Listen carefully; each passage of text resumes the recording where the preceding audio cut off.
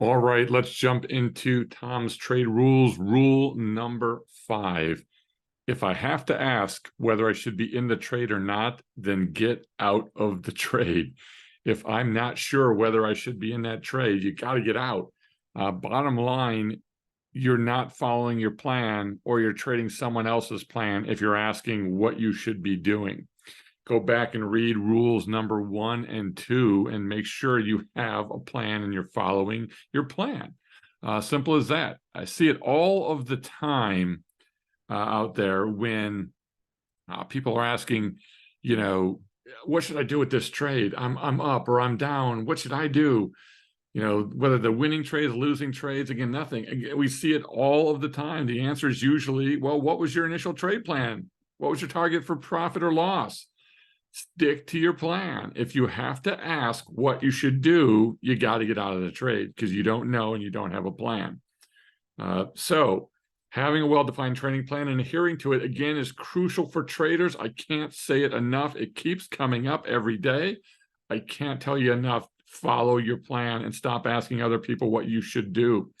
When you find yourself unsure about whether to exit a stock trade or not, it's essential to approach the situation with a rational mindset and consider a few factors. Here's a few factors to consider. Number 1, go back and revisit your trade plan. So remind yourself of the reasons you entered the trade to begin with. What were your expectations? Have those expectations changed? Review any relevant news or updates about the company, the industry, market conditions that could impact the investment. Revisit your trade plan, number 1. Number 2, assess your risk tolerance.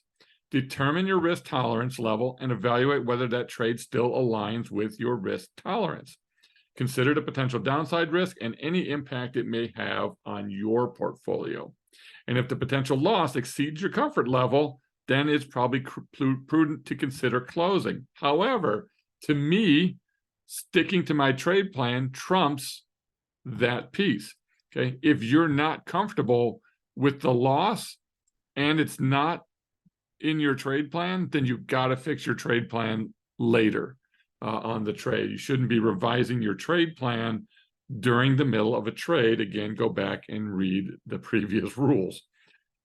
Number 3 here, analyze technical indicators. So use some technical analysis tools and indicators to assess the stock's price trends and support and resistance levels, and any signs of momentum or reversal patterns. What is the chart telling you?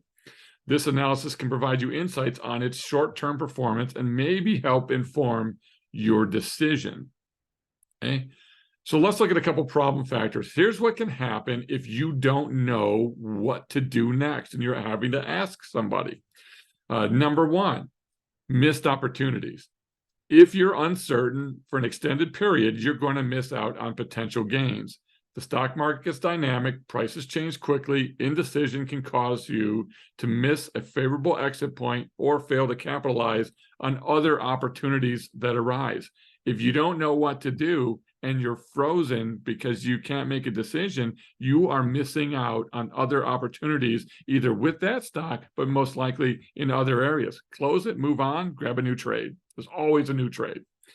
Number 2 here, emotional decisions. If you're asking other people what to do, okay, that means you're uncertain, and that's going to lead to emotional decision making.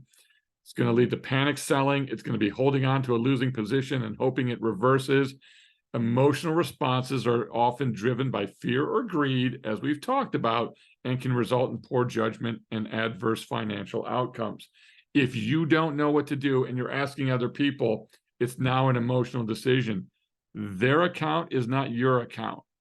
Okay? Their results to you or their feedback to you doesn't necessarily mean that that's the right thing for you to do. I find the word financial advisor or financial expert very hilarious. I haven't found anyone to be a financial advisor or a financial expert that's worth their weight. Number 3, opportunity cost. By remaining unsure, you're tying up your capital in an underperforming stock, usually instead of deploying it into something potentially more profitable that's out there. Opportunity cost may be the biggest of the 3 problems that you run into when you're indecisive and you don't know what to do. The opportunity cost can hinder your overall portfolio growth. Stick to your doggone plan out there. So, again, I'm going to repeat it. If you have to ask whether you should be in the trade or not, then get out of the trade. Okay. Don't ask other people for advice. The only reason you're asking other people for advice is probably you took their trade using some alert service that you signed up for, and you have no clue why they entered that trade or what their exit is on that trade, or whether their account is 9 times larger than yours. I've seen trade groups out there where the guy's trading a $1 million account. Well, I don't know how many of you are trading a $1 million account, okay? But this guy's making 10, 20 grand a day or so, he says, okay? You don't even have a $10,000 account in many cases. So stop listening to guys that aren't doing what you want to do, okay? So again, bottom line here, if you have to ask someone whether you should be in a trade or not, then get out of the trade. All right, enjoy a great trading plan with you guys. Make sure you go back and read rules number 1, 2, and 3, and 4 to make sure that you've got a great plan in place and you've got solid trading rules. All right, take care, everybody. Bye-bye.